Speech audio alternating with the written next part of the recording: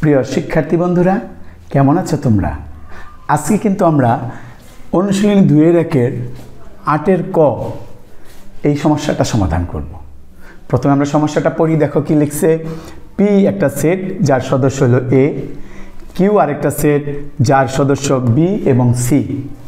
এই দুইটা সেট হলে পি ক্রস কিউ এবং কিউ ক্রস পি নির্ণয় করো। পি এবং কিউ এর ক্রস করতে বলছে আর কিউ এবং পি এর ক্রস করতে বলছে। তাহলে আমরা এটা সমাধান করব। সমাধান করার পূর্বেই তোমাদের একটা কথা বলি, আমার এই চ্যানেলটা কিন্তু অবশ্যই তোমরা সাবস্ক্রাইব করবে এবং পাশের যে বেল আইকন আছে ওটাতে ক্লিক করে রাখবে। তাহলে যখনই আমি ভিডিও আপলোড করব সাথে সাথে তোমরা পেয়ে যাবে এবং অনুশীলন করতে পারবে।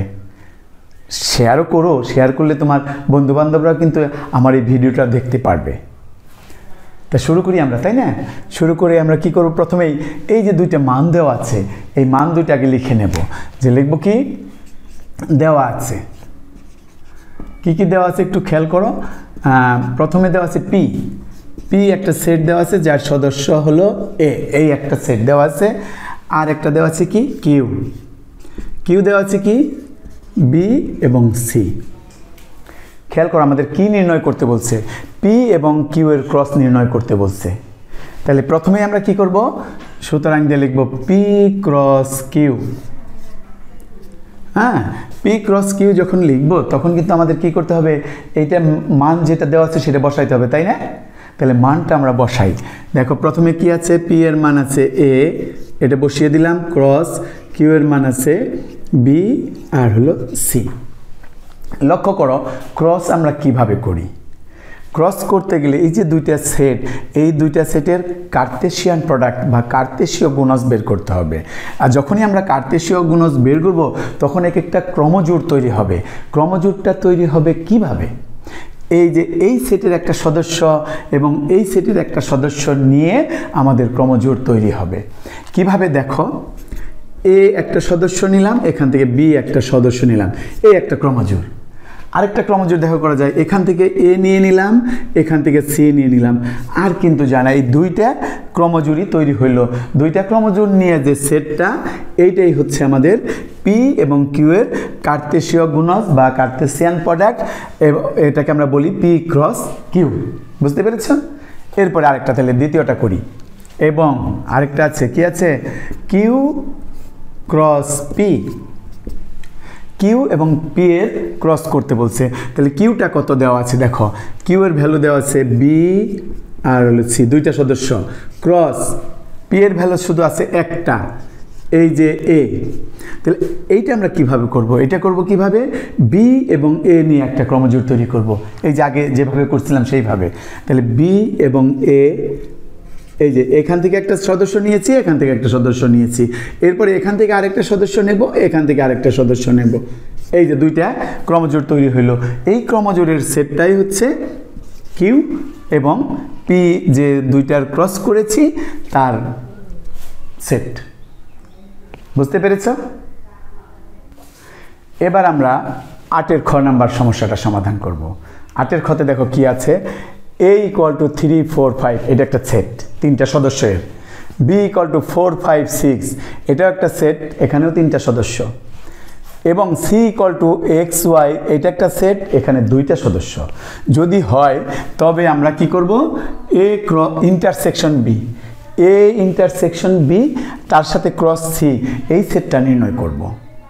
শুরু করি আমরা এখন। দেখো এখানে শুরু করতে গেলে প্রথমে আমরা লিখব দেওয়া আছে। কি দেওয়া আছে সেটা আগে দেখো, লেখো, দেখো এবং লেখো। ঠিক আছে?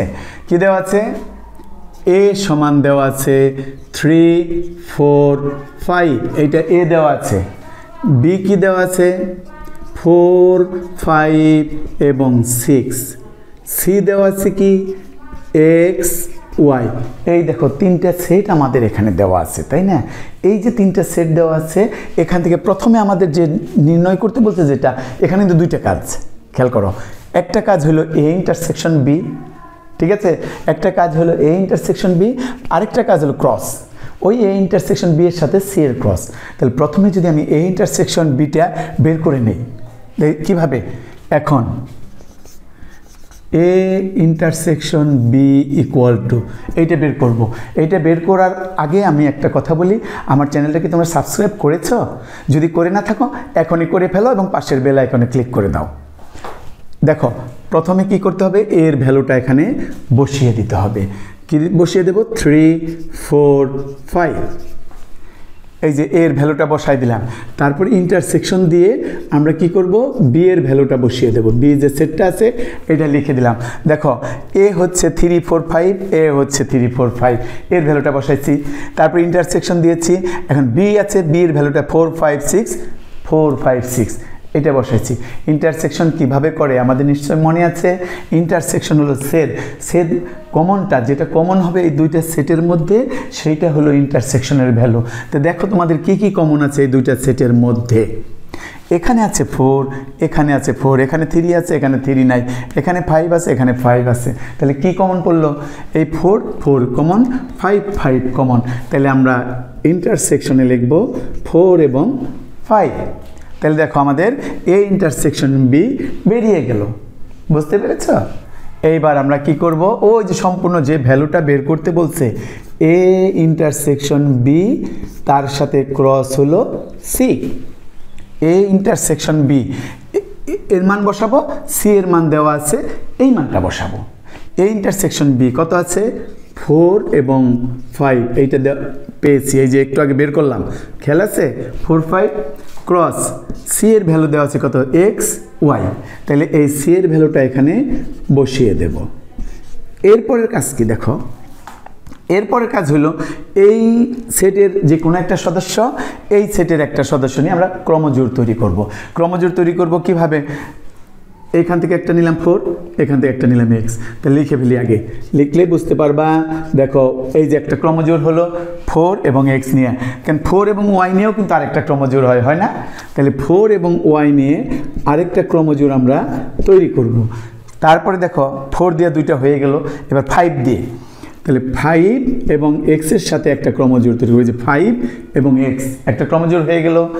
এরপরে 5-এর সাথে ওয়াইয়ের আরেকটা ক্রমজোড় হবে। দেখো তাহলে দেখো 4টা হলো, আর হয় না। কিভাবে করলাম দেখো, 4-এর সাথে এক্স, 4-এর সাথে ওয়াই, দেখো দুইটা হয়, এই যে আমি দেখিয়ে দিচ্ছি, এই একটা এই একটা। আর কিন্তু 4-এর সাথে হয় না, 4x একটা ক্রমজোড়, 4y আরেকটা ক্রমজোড়। তারপর 5, এই যে 5-এর সাথে এক্স, 5-এর সাথে ওয়াই, এই যে 5x 5y, 4টা ক্রমজোড় হয়েছে। এদের যে সেট, এই যে সেটটা করলাম, এই ক্রমজোড়ের যে সেট, এইটাই হলো এই ক্রস। কার ক্রস হলো? A intersection B cross C. এই আমাদের মানটা হয়ে গেল। এই দাগ দিতে হবে না, এই দাগটা আমরা মুছে দিলাম, হ্যাঁ, এই দাগটাও দিতে হবে না, ঠিক আছে? তাহলে এই যে আমাদের অঙ্ক হয়ে গিয়েছে। তাহলে এইটাই আমাদের তুলে নাও তোমরা, তাই না? তুলেছ? তাহলে আজকে এই পর্যন্তই থাক। পরবর্তী ক্লাসে আবার তোমাদের সাথে দেখা হবে। আমার ক্লাসটা সম্পূর্ণ মনোযোগ সহকারে দেখেছ, এই জন্য তোমাদের সবাইকে অশেষ ধন্যবাদ।